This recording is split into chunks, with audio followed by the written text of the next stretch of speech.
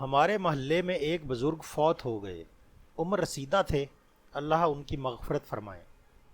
خیر، ساتھ والی مسجد میں ان کی نماز جنازہ اور پھر تدفین کے بعد تابوت واپس لایا گیا۔ رات کا وقت تھا، مسجد بند ہونے کے باعث تابوت کو مسجد کے دروازے کے سامنے رکھا گیا تاکہ صبح خادم اٹھا کر اسے اپنی جگہ پر رکھ لے۔ رات کوئی 3:30 بجے کا ٹائم ہوگا، ایک شخص مسجد آیا۔ مسجد کا دروازہ بند تھا۔ وہ شخص کچھ دیر انتظار کرتا رہا کیونکہ سردیوں کے دن تھے اور اسے سردی بہت لگ رہی تھی۔ اس نے تابوت کھولا اور اندر سو گیا۔ آدھے گھنٹے بعد مسجد کا خادم آ گیا۔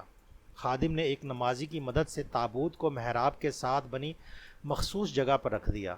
نیند کی غنودگی کی وجہ سے انہیں تابوت کے وزن کا بھی اندازہ نہ ہوا۔ مؤذن نے اذان دی، لوگ نماز کے لیے پہنچے، جماعت کھڑی ہو گئی۔ 50 کے قریب نمازی جماعت میں شامل تھے۔ میں بھی پہلی صف میں کھڑا تھا اور دوسری رکعت تھی کہ سامنے تابوت پر میری نظر پڑی۔ عجب خوفناک منظر دیکھا کہ تابوت ہل رہا ہے۔ میرے جسم میں سنسنی خیز ایک لہر دوڑ گئی۔ میں نے آنکھیں بند کر لیں۔ تابوت بدستور ہل رہا تھا، شاید میت کا ہیولہ کھڑا ہو۔ اتنے میں وہ شخص اٹھا۔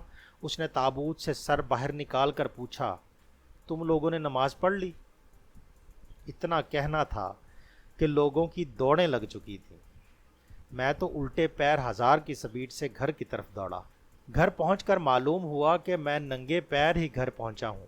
امام صاحب تو پہلے ہی بے ہوش ہو کر زمین پر گر پڑے تھے۔ کچھ لوگ دوڑتے ہوئے دیواروں سے ٹکرانے کی وجہ سے گرے ہوئے تھے۔ کچھ میری طرح ننگے پیر باہر بھاگ رہے تھے۔ کچھ وضو خانوں کے پاس پھسل کر گر چکے تھے۔ سب اندھا دھند بھاگ رہے تھے۔ جو شخص تابوت میں تھا وہ پیچھے سے دوڑ رہا تھا اور پوچھ رہا تھا، اوے مینوں بھی تو دسو ہویا کی ہے؟